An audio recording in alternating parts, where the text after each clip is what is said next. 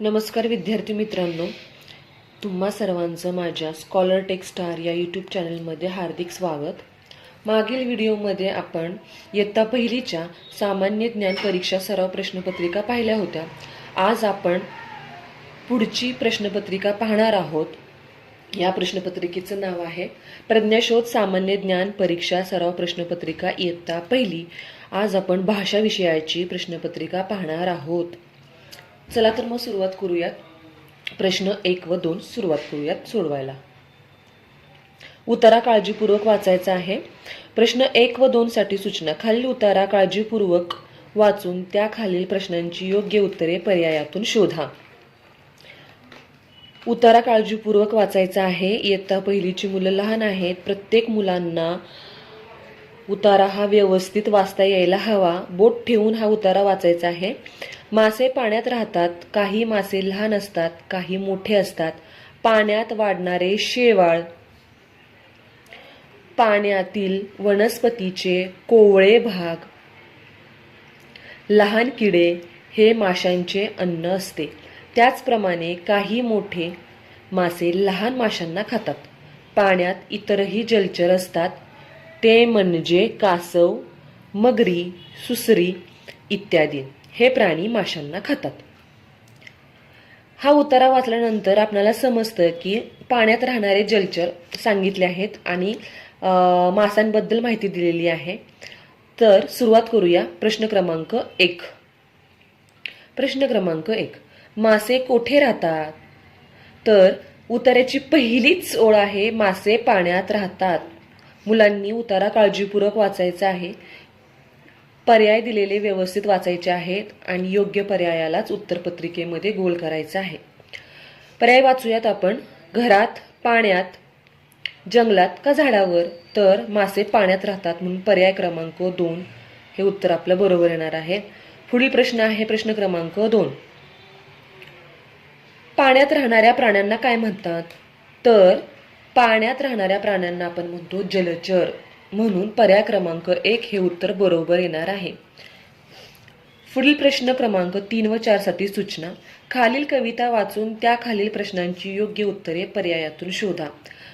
पुढील कविता व्यवस्थित वाचायची आहे. कविता कशावर दिलेली आहे, या कवितेमध्ये काय काय दिलेले आहे हे काळजीपूर्वक समजून घ्यायचं आहे, वाचायचं आहे.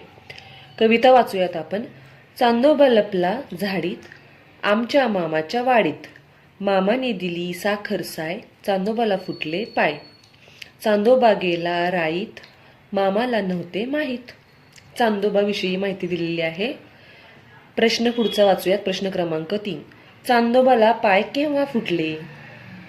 तर पर्याय पाहूयात आपण. मामाने चहा दिल्यावर, मामीने साखर साय दिल्यावर, मामाने साखर साय दिल्यावर का राईत गेल्यावर? तर इथं शेवटची ओळ आहे बघा. मामाने दिली साखर साय, चांदोबाला फुटले पाय. म्हणजे मामाने साखर साय दिल्यानंतर चांदोबाला पाय फुटले म्हणून पर्याय क्रमांक 3 हे उत्तर आपलं बरोबर येणार आहे. पुढील प्रश्न क्रमांक 4. पुढील प्रश्न क्रमांक 4. चांदोबा कोठे जाऊन लपला? तर चांदोबा लपला झाडीत. पहिलीच कवितेची ओळ आहे चांदोबा लपला झाडीत म्हणून पर्याय क्रमांक 2 हे उत्तर आपलं बरोबर येणार आहे. बऱ्याच मुलांची गडबड होणार आहे. घाईघाईमध्ये ते चांदोबा ढगात लपला असं करतील, पण कविता व्यवस्थित वाचल्यानंतर आपल्याला समजतं की चांदोबा झाडीत लपलेला आहे म्हणून पर्याय क्रमांक 2 हे उत्तर आपलं बरोबर येणार आहे. प्रश्न क्रमांक 5. भिंगरी या शब्दाचे लिंग पर्यायातून शोधा. आता भिंगरी म्हणताना आपण ती भिंगरी असं म्हणतो म्हणून स्त्रीलिंग. पर्याय क्रमांक 4 हे उत्तर बरोबर येणार आहे. पुढील प्रश्न क्रमांक 6. दिलेलं शेजारी एक चित्र दिलेलं आहे. त्या चित्राचं व्यवस्थित निरीक्षण करायचं आहे. चित्र कशाचं आहे समजून घ्यायचं आहे आणि मग प्रश्न सोडवायचा आहे. सोबतच्या चित्रासाठी शुद्ध शब्द कोणता? शुद्ध शब्द म्हणजे काना, मात्रा, वेलांटी, उकार व्यवस्थित आणि अगदी बरोबर असणारा शब्द शोधायचा आहे. दिलेलं हे जे चित्र आहे ते पुस्तकाचं आहे म्हणून पर्याय क्रमांक 2 हे उत्तर आपलं बरोबर येणार आहे. पहिला उकार असतो, स ला त आणि क, पुस्तक.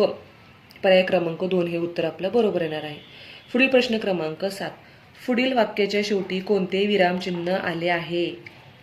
तर समोर एक वाक्य दिलेलं आहे, गाय गवत खाते, आणि वाक्याच्या शेवटी पूर्ण विराम दिलेला आहे, म्हणून पर्याय क्रमांक 3 हे उत्तर आपलं बरोबर येणार आहे, पूर्ण विराम.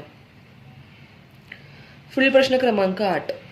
चित्रातील शब्दासाठी कोणता समानार्थी शब्द येईल? चित्र व्यवस्थित पाहायचं आहे, निरीक्षण करायचं आहे. झाड दिलेलं आहे, झाडाचं चित्र आहे, तर आपल्याला याच्यासाठी समानार्थी शब्द शोधायचा आहे.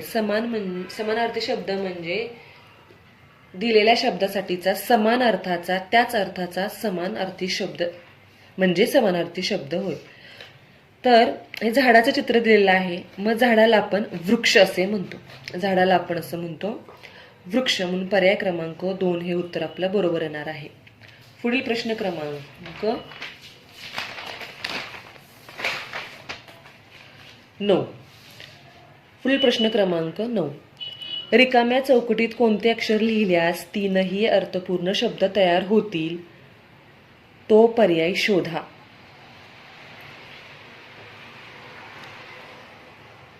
इथे एक गोल दिलेला आहे, त्या गोलामध्ये आपल्याला एक एक अक्षर लिहून टाकून पाहायचं आहे की कोणता अर्थपूर्ण शब्द तयार होत आहेत. तर पहिलं अक्षर जर आपण च टाकलं तर चळप चलम हे शब्द तयार होत नाहीत. पुढचं अक्षर ग आहे, गळप गलम हे देखील होत नाही. ख टाकल्यानंतर देखील अर्थपूर्ण शब्द तयार होत नाहीत. शेवटचा क हे अक्षर टाकल्यानंतर कळप कलम आणि कलश हे 3ही अर्थपूर्ण शब्द तयार होतात, म्हणून पर्याय क्रमांक 4 हे उत्तर आपलं बरोबर आहे. पुढील प्रश्न क्रमांक 10. खालील पर्यायातून विरुद्धार्थी शब्दांची योग्य जोडी शोधा. योग्य जोडी म्हणजे बरोबरची जोडी शोधायची आहे. आपल्याला विरुद्धार्थी शब्दाची बरोबरची जोडी शोधायची आहे. हजर बेहजर, मान अमान, जुने नवे, सरळ उभा. आता विरुद्धार्थी शब्द आपल्याला शोधायचा आहे. विरुद्धार्थी शब्द म्हणजे दिलेल्या शब्दाच्या बरोबर विरुद्ध अर्थाचा शब्द म्हणजे विरुद्धार्थी शब्द होय. तर या प्रश्नामध्ये जुने नवे हे उत्तर आपलं बरोबर येणार आहे. जुने नवे हा शब्द विरुद्धार्थी शब्दाची योग्य जोडी आहे. पुढील प्रश्न क्रमांक 11. सोबतच्या चित्रातील प्राण्याच्या आवाजाला काय म्हणतात?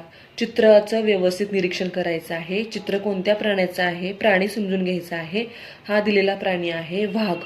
वाघाची डरकाळी असते. वाघाची काय असते? डरकाळी असते, म्हणून पर्याय क्रमांक 2 हे उत्तर आपलं बरोबर येणार आहे. पुढील प्रश्न क्रमांक 12. खालील पर्यायातील चुकीची जोडी कोणती? चुकीची जोडी शोधायची आहे. गाय रेडकू, शेळी करडू, मेंढी कोकरू आणि मांजर पिल्लू. म्हणजेच आपल्याला पिल्लूदर्शक शब्दांच्या जोड्या दिलेल्या आहेत आणि याच्यातील आपल्याला चुकीची जोडी शोधायची आहे. गायच्या पिल्लाला आपण वासरू म्हणतो, ही चुकीची जोडी आहे आपली. त्यानंतर शेळीच्या पिल्लाला करडू हे अगदी बरोबर आहे. मेंढीच्या पिल्लाला आपण कोकरू म्हणतो आणि मांजराचं पिल्लू असतं, म्हणजे चुकीची जोडी आहे. पर्याय क्रमांक 1 हे उत्तर आपलं बरोबर येणार आहे. पुढील प्रश्न क्रमांक 13. खाली दिलेल्या शब्दातील अक्षरांपासून तयार होणारा लहान अर्थपूर्ण शब्द पर्यायातून शोधा. इथे एक शब्द दिलेला आहे दुकानदार. या शब्दातील अक्षरांपासून एक लहान अर्थपूर्ण शब्द आपल्याला शोधायचा आहे.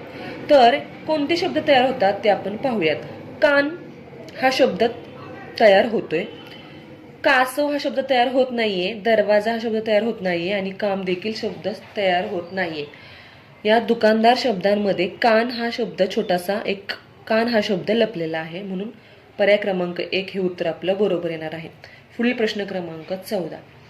घर या शब्दाचा अनेक वचनी शब्द पर्यायातून शोधा. तर एक घर अनेक घरे, एक घर अनेक घरे, म्हणून पर्याय क्रमांक 2 हे उत्तर आपलं बरोबर येणार आहे. पुढील प्रश्न क्रमांक 15. खालीलपैकी कोणत्या पदार्थाची चव तिखट असते? सामान्य ज्ञानवरील हा प्रश्न आहे, सर्वांनी व्यवस्थित सोडवायचा आहे. खालीलपैकी कोणत्या पदार्थाची चव तिखट असते? तर पर्याय वाचूयात. साखर, मीठ, कारले आणि मिरची. तर साखर चवीला गोड असते, मीठ खारट असते, कारलं कडू असतं आणि तिखट असते ती मिरची, म्हणून पर्याय क्रमांक 4 हे उत्तर आपलं बरोबर येणार आहे. सर्व मुलांनी व्यवस्थित प्रश्नपत्रिका सोडवायची आहे. पुढील व्हिडिओमध्ये आपण गणिताची प्रश्नपत्रिका पाहणार आहोत. धन्यवाद.